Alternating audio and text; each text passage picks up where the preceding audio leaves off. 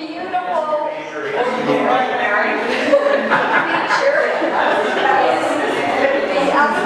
amazingly talented Clara Blackwood. And she's a poet, visual artist, and tarot reader. Welcome, Claire.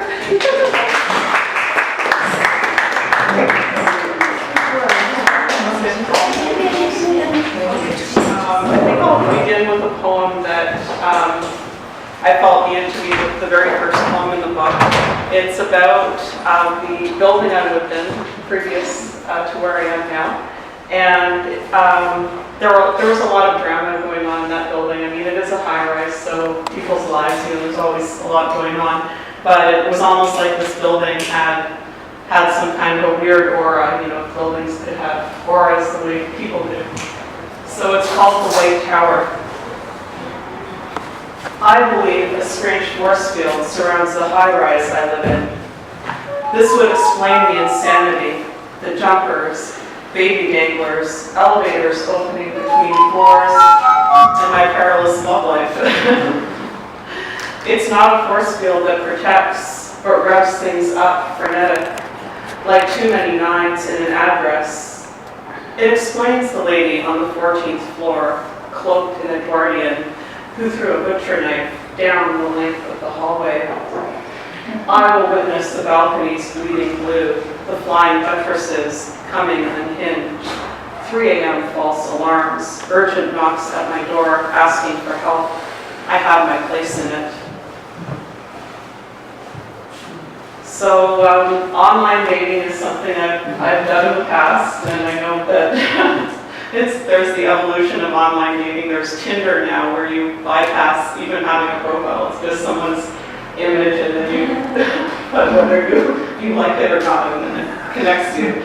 But I'm not going to go that route myself these days. However, some poems did come out of online dating. This is called Blind Date. A mouthful of roses, his laughter. He has a good job, works out at the gym more than I do. His voice is deep as his wine-colored shirt. Spontaneous risk-taker, loves skydiving, has performed in adult films, wears his Bluetooth to bed. By evening's close, he tells me all about myself. I invite trouble, am a lot fault, and I can't rectify any of it.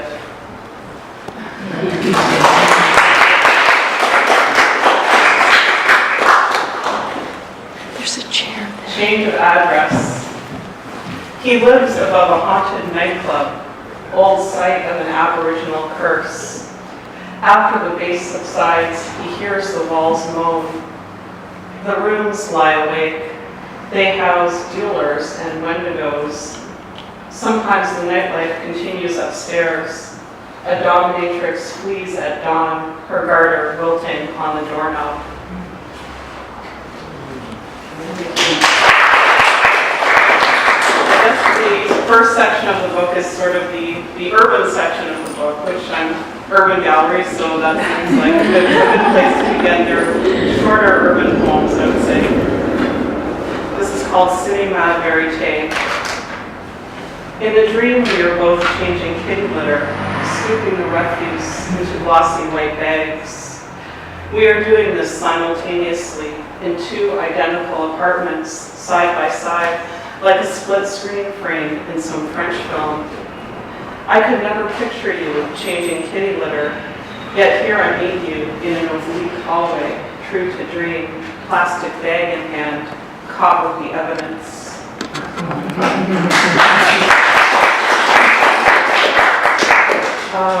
A different poem in this book, where I break from some of the other forms, it's an exercise that, it's a contest every year with CB2 where they assign you words and you have 48 hours, so people probably tried it here. I know you've tried it, you probably won one. No? Okay. Well, they end up giving you a number number of words, and you have 48 hours to construct a poem with them, and they're usually words that are unusual words. But it's kind of fun because it just breaks you out of, how you usually create something. So, yeah, I had fun with it. I tried it one year. I would hear about this contest every year and finally, okay, let's try it. So, thanks to that, I wrote this one called The Beginnings of Poetry. Because the tangerine floor, trapdoor, closed entrance. Because of solitary rooms and a love of the hermetic. Because of bullying. Because it was never forced or encouraged. Because of art school's salient critique. Because loud and garrulous. Because the throes of images, book after book. Because New Orleans, Dominican Republic, Horseshoe Bay. Because early internet, insomnia. Because the 3 Times Cafe. Because of momentary angels, accidental lightning. Because of fallen matchsticks, cigarette ash and morning breath. Orange red afterglow. Because of music's cruel abandonment at concert's end. Because it is more elegant to win desire through sequel. Because language invents me, the pulse of throat, tickle of heart. Because corrosion happens, avalanche, blackouts, words in braille. Because Pluto was demoted from planet. Because the cosmic microwave background. Because photons dance off my palms past the fry pan. Because eating a double chocolate scoop of the universe whole. Because I coalesce, then contradict. Too small to fit inside seasons. Because the harbor turned me away. Because eyes dipped in silver watched over the bedside table. Because loss. Because hearing. Because essential to a great surface. Because tenacious near death hovering over my body. Because of surgery. Night with buses. Because the twist.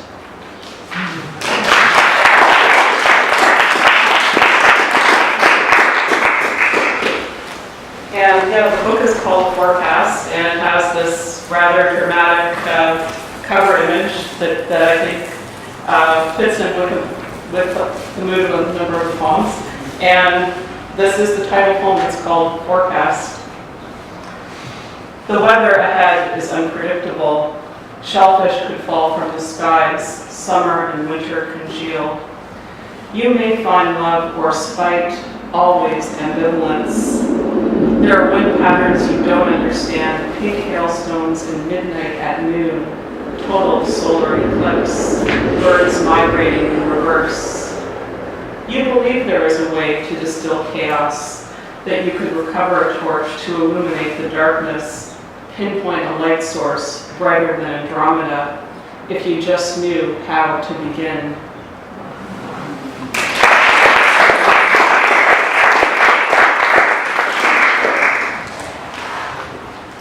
So, yeah, that's from earlier in the book. I'm going to move to the 4th section, which is called Gift of Saturn. And for anyone here who's into astrology, I know there's a couple people who are.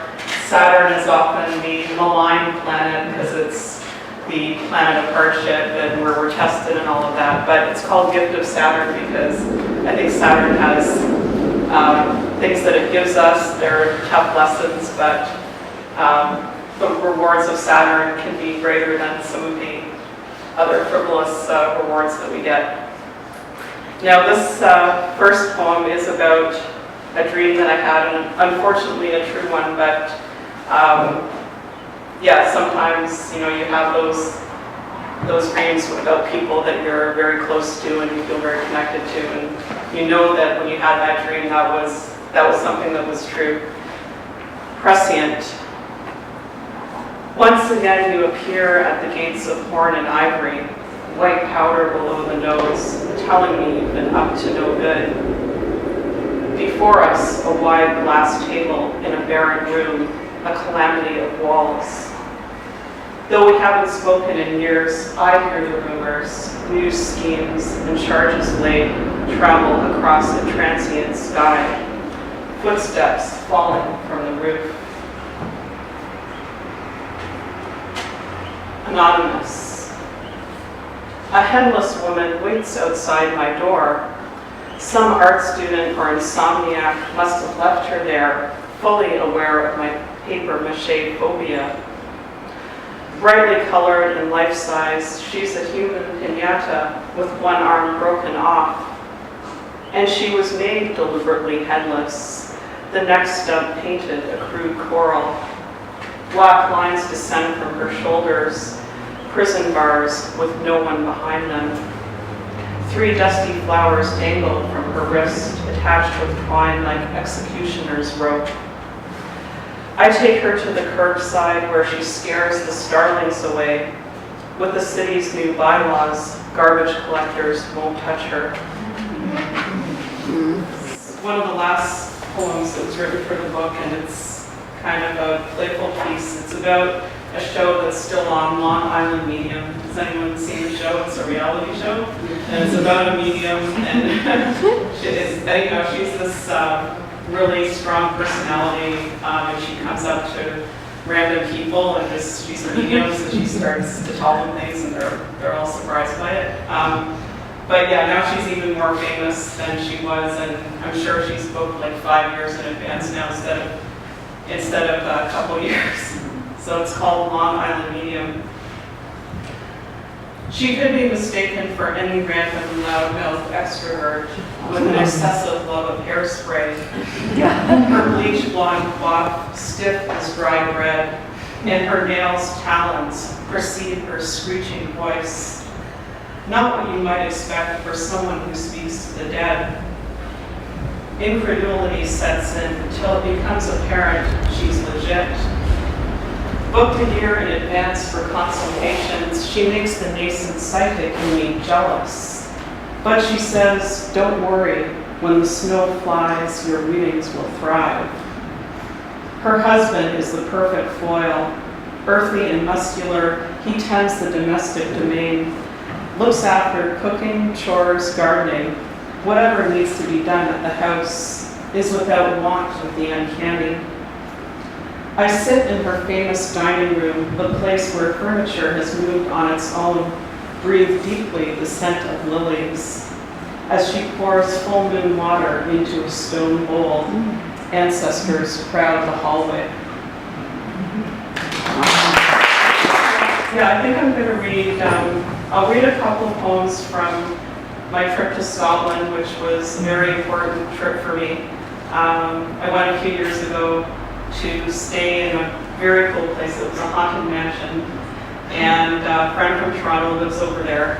So yeah, it was quite an intense time over there, and I'm glad. I was hoping I would be inspired, from some poems, to write some poems. So, however, my timing was not the greatest in that it was the ash cloud. If you remember in the news. Oh, yeah. Icelandic. Yeah, yes, Icelandic, and that was affecting everything in Europe. So I was getting pretty worried about coming back. And that's all I'll say. I'll read the poem. I don't want to give it all away, but definitely it was returning back was about 10 out of 10 anxiety and like that. So this is called Glasgow, Iceland, Toronto. My fate rests in the plumes of an ash cloud, a giant piece of black cauliflower dominating the world news and atmospheric conditions over Europe. At Glasgow Airport, I read cancelled all down the terminal screen, one long red blur until the last flight, Toronto, the only one scheduled to leave. 10 minutes before departure, Queens, a kind of magic, plays through the Thomas Cook Airways. And I think, yes, this is a kind of magic, that I'm here on this cushy blue seat, not exiled to a sleeping mat, calling loved ones in a panic. The song ends and the captain tells us a change of route is necessary. We'll head directly for Iceland, fly around the ash cloud. Keep your fingers crossed for clear skies.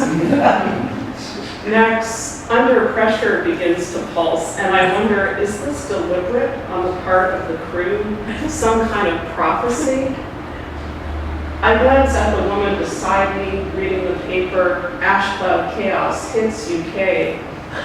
She doesn't look nervous or alarmed that disorder's taken reign.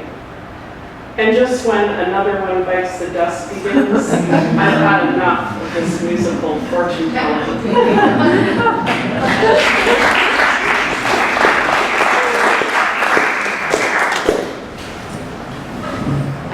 So yeah, it's fun to read that one, and I will finish off with part 6 of a piece called Edge of Edinburgh, where I was literally and metaphorically on the edge of Edinburgh when I was visiting there. And this is called part 6, Last Night in Edinburgh. I am not sure why you called me spooky. Far more inexplicable things were happening that evening. The candle extinguishing itself, the scent of anise infusing the room from nowhere. Outside, it was well past equinox. The fog had dispersed, and all was quiet along the Royal Mile. You pointed out a red bird on a rooftop, saying this was a good omen, that he was some kind of guardian, and all would be well. I was not assured. To the hotel at Castle Hill I returned, sensing trouble, and asked for protection. Like a Scottish Khayyam, I pictured myself surrounded by light, impermeable to devious intent, reminding myself I am safe. Thanks for listening, and I do have copies of